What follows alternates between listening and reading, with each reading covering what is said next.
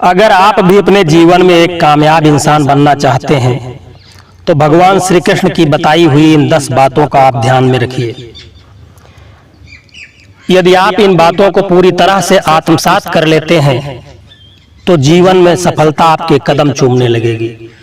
हमारे धर्म और पुराण भी कहते हैं कि अगर कोई मनुष्य अपना जीवन की कठिनाइयों को दूर करना चाहता है और सफलता की कामना रखता है तो उसे श्री कृष्ण के बताए मार्ग पर चलना चाहिए, उनकी बताई गई बातों को अपनाना चाहिए। इससे उस व्यक्ति का व्यक्तित्व ही बदल जाता है और वह सफलता की सीढ़ियां चढ़ने लगता है। अगर आप भी अपने जीवन में सक्सेसफुल इंसान बनना चाहते हैं तो भगवान श्री कृष्ण की बताई हुई ये बातें जीवन में आप आत्मसात कर लें। जीवन हार और जीत का एक संगम है, जीवन हार और जीत का समायोग है। कभी हार कभी जीत जीवन का हिस्सा है, लेकिन हार कर निराश होने के बजाय इससे सीख कर आगे बढ़ने वाला व्यक्ति हमेशा जिंदगी में सफल होता है। कई बार परिस्थितियां बिल्कुल विपरीत हो जाती हैं, ऐसे में घबराने के बजाय उससे सामना करने की रणनीति की जरूरत पड़ती है। बिना रणनीति आप कामयाबी नहीं हासिल कर सकते, इसलिए यह बेहद जरूरी हो जाता है, जैसा कि महाभारत में पांडवों ने किया। अगर पांडव श्री कृष्ण की रणनीति का पालन नहीं करते तो शायद ही कौरवों से युद्ध जीत हासिल कर पाते। जीवन में सफलता पाने के लिए दूरदर्शी सोच का होना बहुत जरूरी है। जो व्यक्ति जीवन में आने वाली विकट परिस्थितियों का सही समय पर पहचान कर लेता है वह कभी भी असफल नहीं हो सकता।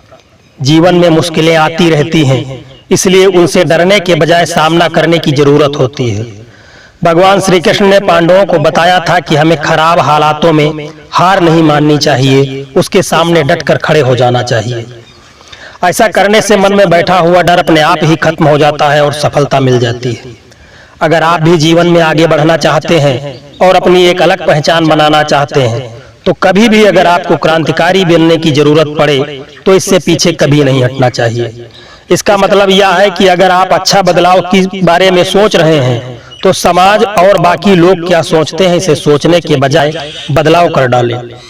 भविष्य को लेकर व्यर्थ की चिंता करने के बजाय हमेशा वर्तमान को बेहतर बनाने पर ध्यान देना चाहिए। अगर आपका वर्तमान अच्छा हो जाता है तो भविष्य खुद ही बेहतर होने लगता है। जीवन के अनुशासन का होना बहुत जरूरी है।